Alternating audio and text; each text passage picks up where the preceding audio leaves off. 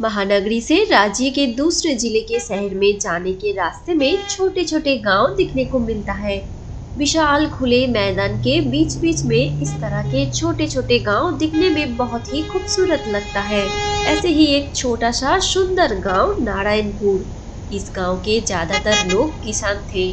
चावल, आलू, राई, गेहूं आदि उगा के जीवन बिताते थे। गांव के अंदर जाने के रास्ते में सामने भानु का घर है। गांव वाले अभी भी भानु का घर ही बोलते हैं। हालांकि भानु अब जिंदा नहीं है। खेत में काम करने के समय उसके ऊपर बिजली गिरने के कारण वहीं पर उसका मौत हो गया था। भानु के घर में उसकी पत्नी दीपिका और इकलौता बेटा दीपक है। पति के मौत के बाद दीपिका खुद खेती बाड़ी का देखभाल करके दीपक का परवरिश बहुत अच्छे से कर रही है और उसे कभी भी अपने पिता की कमी महसूस होने नहीं देती। दीपक छोटा है पर वो अपनी माँ के परिश्रम और मेहनत को अनुभव करता है, इसलिए वो मन लगाकर पढ़ाई करता है।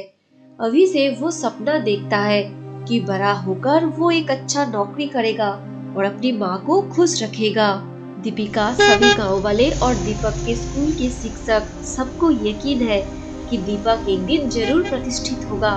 इसके पीछे उसका प्रतिभा और अध्यवसाय है। वो गांव के सबसे प्रतिभावान लड़का है। हर दिन वो स्कूल जाया करता। साइकिल खरीदने की पैसे नहीं है, इसलिए वो पैदल ही जाया करता। घर से 3 किमी की दूरी पर रेजीनगर में MPSC स्कूल। दीपक 6ठी कक्षा में पढ़ता है। हर साल वो फर्स्ट होता है। देखते ही देखते 15 साल बीत गए। समय के साथ साथ कितने सपने सफल होते हैं और ना जाने कितने सपने टूट जाते हैं। लेकिन जिन सपने प्रतिभा और अध्यवसाय के बुनियाद के ऊपर दिखी जाती है, उनमें से ज्यादातर सपने सफल होते हैं। दीपक के साथ भी ठीक ऐसा ही हुआ। अपना पढ़ाई पूरा करते ही उसे केंद्रीय सरकार की एक अच्छी खासी नौकरी मिल गई। ऑफिस जाने के लिए समय कम लगेगा, इसलिए दीपक ने एक बाइक खरीदा है। रोज सुबह वो अपने बाइक लेकर ऑफिस जाता है। इस स्थिति में ज्यादातर माँ अपने बेटे से जिस बारे में बात करते हैं, दीपिका भी वही किया। एक दिन रात में दीपक को कहा, बेटा दीपक, अब तुम शादी कर लो। मेरी उम्र हो रही है और दिन भर घर में अकेला रहती हो, अच्छा नहीं लगता। तुम भी तो ऑफिस के कामों में व्यस्त रहते हो। हाँ माँ, शादी करने में मुझे कोई आपत्ति नहीं है, लेकिन एक समस्या भी है। अपने मेरी करियर बनाने के लिए कितना कष्ट किया है वो मैं जानता हूँ। बचपन में पिताजी को खोया है। उनके मौत के बाद आपको कंधों पर कुछ ज्यादा ही दायित्व आ गए। अब मैं आपको और कष्ट में नहीं देखना चाहता हूँ, लेकिन आप इस घर में जो आएगी, क्या वो ये सारी बातें अनुभव कर पाएगी? बस ये सोचकर मुझे डर सा लगता है। तुम्हें ये सब लेकर सोचने की जरूरत नहीं है। मेरे जान पहचान में एक अच्छी लड़की है। वे बहुत गरीब है, कुछ दे नहीं पाएगी, लेकिन लड़की बहुत ही सुंदर और घरेलू है। तुम दोनों की जोड़ी बहुत सुंदर लगेगी। मेरी बात मानो, वो लड़की हमारे घर में बहू बनकर आने के बाद घर को रोशन करके रखेगी। क्या वास्तव में नई बहू आने के बाद सच में घर रोशन हो जाती है? अभिज्ञता कहती है ज्यादातर घरों में शुरू में कुछ ज्यादा ही रोशनी होती है और कुछ ही दिनों के अंदर वो रोशनी अंधेरे में बदल जाती है। कुछ दिनों के अंदर दीपिका ने दायित्व लेकर उसके किसी दूर के बुआ के इकलौती पोती मोहिनी को अपने घर की बहू बनाकर लाई।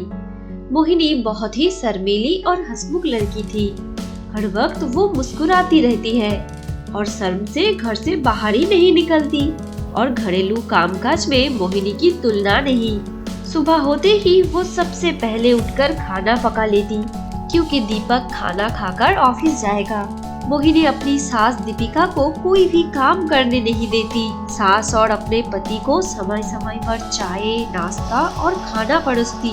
बहू, इस तरह से बैठे बैठे खाने से मुझे शर्मिंदगी महसूस हो रही है। तुम तो मुझे कोई भी काम करने ही नहीं दे रही हो। मोहिनी ने कोई उत्तर ना देकर मुस्कुराते हुए चली गई, जैसे कि ये आम बात है। ज्यादातर गांव में किसी के घर नई बहू आने के बाद उस घर में पड़ोसियों का आना जाना बढ़ जाती है, और खासकर बूढ़ी महिलाओं का, जिनके पास खाने पीने के अलावा और कोई काम काज नहीं रहता। उनके कौतूहल सबसे ज्यादा होती है, इसलिए वे अपने मीठी मीठी बातों के बीच बीच पर नई बहू के मायके में कौन कौन है, कितने भाई बहन है, नानी के घर कहाँ है, पढ़ाई कहाँ तक किया है, खाना पकाना आता है कि नहीं, आदि पूछ लेते हैं। और अगर संभव हुआ तो बहू के मायके के बारे में सारी इतिहास जानकर फिर छोड़ती है। और दीपिका भी अपनी बहू मोहिनी की प्रशंसा करते नहीं थकते, जैसे कि ऐसी बहू नसीब वालों को मिलता है। घर में अगर सब कुछ बहुत अच्छे से चलता है तो उससे अच्छी बात अब क्या हो सकती है। लेकिन ज्यादातर समय ऐसा नहीं होता। समय के साथ साथ सारी अच्छी बातें बुरे होने लगते हैं। कुछ महीने बीतने के बाद दीपिका के साथ भी कुछ ऐसा ही होने लगी। कुछ दिन पहले मोहिनी को सर्दी जुकाम हुआ था, इसलिए वो सुबह सुबह नहीं उठती। अब ठीक होने के बाद भी वो देर तक सोती रहती है, और दीपिका प्रतिदिन सुबह सुबह उठकर सबके लिए खाना पकाती है।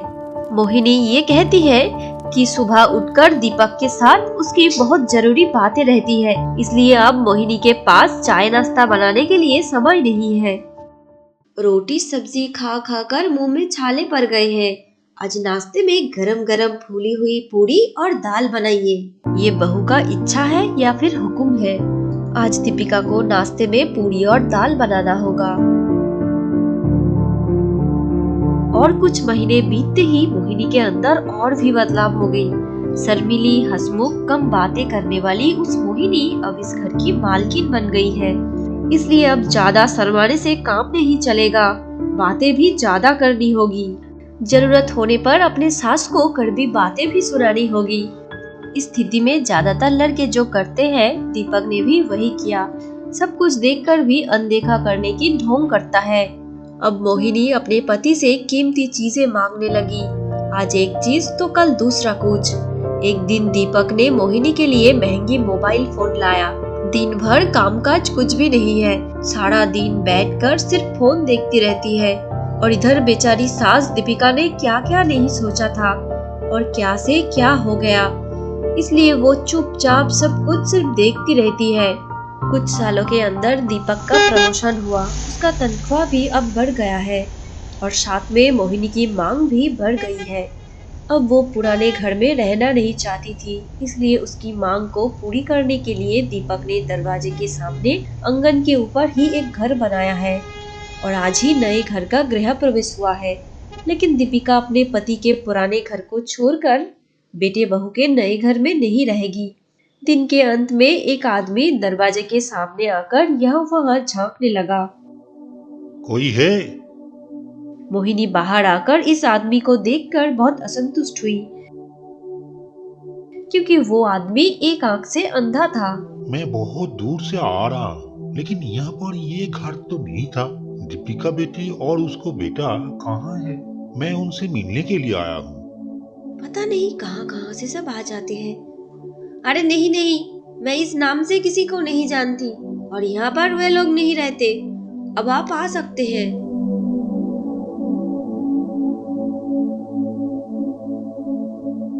कुछ देर बाद दीपक जब अपनी माँ के कमरे में विश्राम ले रहा था, तब मोहिनी वहाँ आई और कहा, कुछ देर पहले एक अनजान आदमी आया था, और वो एक आंख से अंधा था, लंबे दाढ़ी और मूंछ वाले।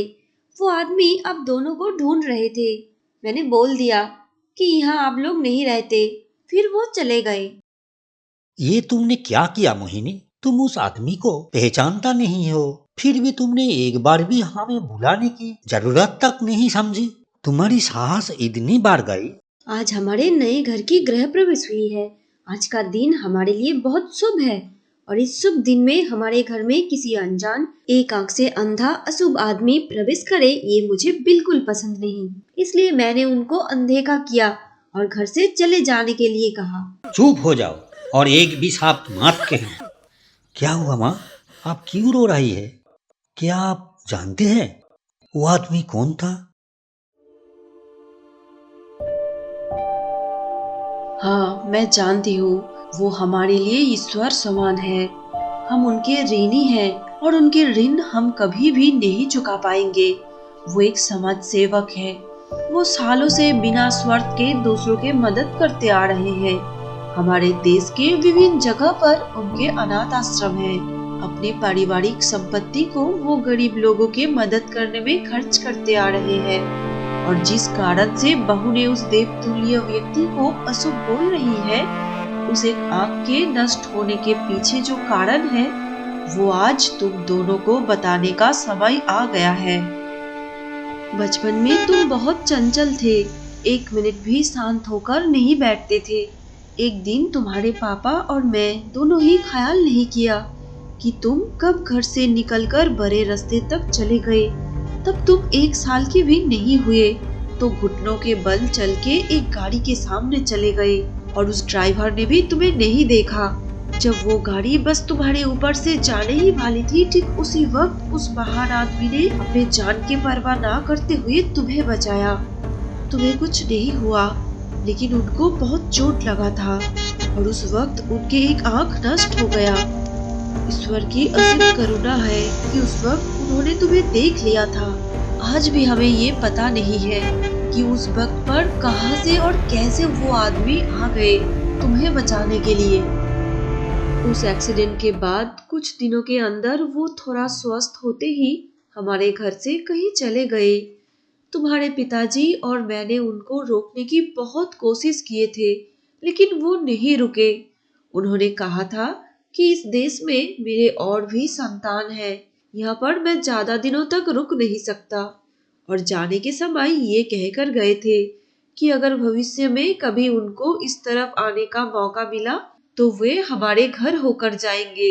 और ये भी कहा था कि इस एक्सीडेंट के बारे में तुम्हें कभी कुछ न बताऊं, क्योंकि ये सब सुनकर तुम्हें कष्ट होगा। लेकिन जो कुछ भी हुआ, मुझे तुम दोनों को सब कुछ बताना पड़ा। मैं मजबूर हो गई। हे ईश्वर, हो सके तो मुझे माफ कर देना। अब तो दीपक को बहुत ज्यादा कष्ट हो रहा है, इसलिए सारी बातें सुनकर दीपक हैरान हो गया। क्या कहेगा कुछ समझ नहीं पा रहा था। असल में घर में झगड़ा विवाद ना हो, इसलिए ज्यादातर लड़के शुरू से अपने पत्नी की सभी अन्याय अवतार को चुपचाप मान लेता है और एक बार भी ये नहीं सोचता कि उसके चुप रहने से उसके माता पिता को कितनी कष्ट होता है। इसलिए बाद में सबसे ज्यादा कष्ट उन लड़कों को होता है, ठीक दीपक की तरह। और दिव्यांग का मतलब अशुभ नहीं होता। दिव्यांग व्यक्ति को कोई तब अशुभ कहता है जब कोई कुसंस्कारी, अंधविश्वासी, अहंकारी और छोटे मानसिकता के हो जाते हैं। तब उन्हें दूसरों के बारे में ऐसी नीच ख्याल आते हैं जैसे कि मोहिनी के अंदर थी। इसलिए उसने ईश्वर समान उस आदमी को दरवाजे से लौटा दिया था। तो दोस्तों, अब सबको हमारी इस नई कहानी कैसी लगी वो कमेंट करके जरूर बताइए, और अगर अच्छी लगी तो जरूर लाइक और शेयर करें। और आगे ऐसे ही सुंदर सुंदर कहानियाँ देखने के लिए हमारे चैनल डिंग डोंग हिंदी कहानी को अभी सब्सक्राइब करके पास में बेल आइकन को प्रेस करके रखिए। Thank you.